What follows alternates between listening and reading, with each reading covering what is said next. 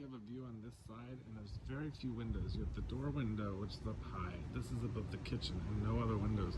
And I thought it'd be nice to have the full door have a window because you have your sofa right there, so you're kind of looking this way.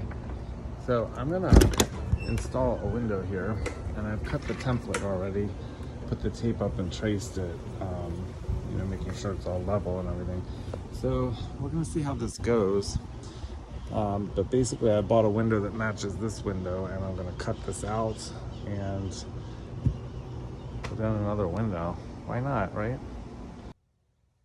So this is a little scary. Starting the window on the door, I cut a template with a cardboard to make sure it fit the frame. Then I put tape on here and then traced the outline of the template, checked it a couple of times.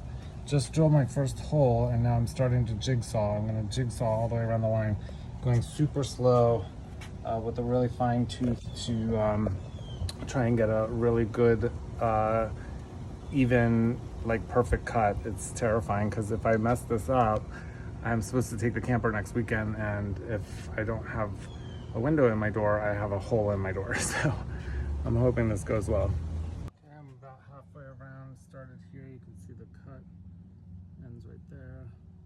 That was my start hole. I did another one down here, and all right, so I did the full cut, and we are about to let that out. I knew I hit some structural stuff because it was really hard to get through, but there's two metal supports in the middle, so I knew I hit that. Hopefully that doesn't compromise the door too much. But there's my rough cut. Now I'm gonna file the edge, take the tape off, file out the little burrs, and then put a piece of tape, I forget what it's called, but it's a sealing tape so the water doesn't get down in between the doors. So that'll go around there. Then the frame goes in and the window goes in with caulking on the outside to seal it up. So we'll see how it looks.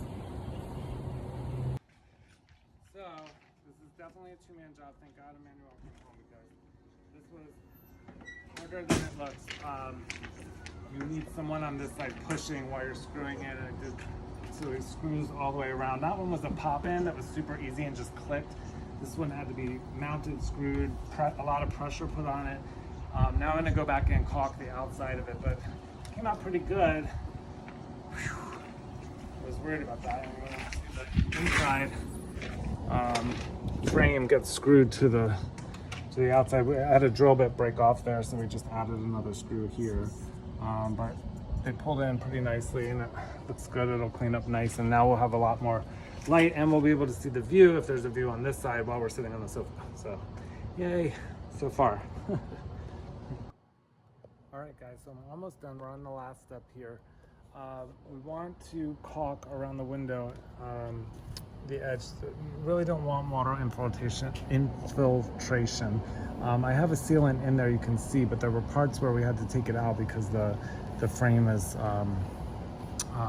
bent out for design, and so I'm going to fill it all in with caulk. And we did this on the upper window, and we used a black silicone, but it was super messy. And then I saw a YouTube where the guy put tape around the window, and then he filled it in, and then he like smoothed it and then peeled the tape, and it was really nice and neat. So we're going to give that a try, and that's the last step. It's looking really sharp, and it looks good from inside. I'll show you that too. I think it came out really good, pretty sharp.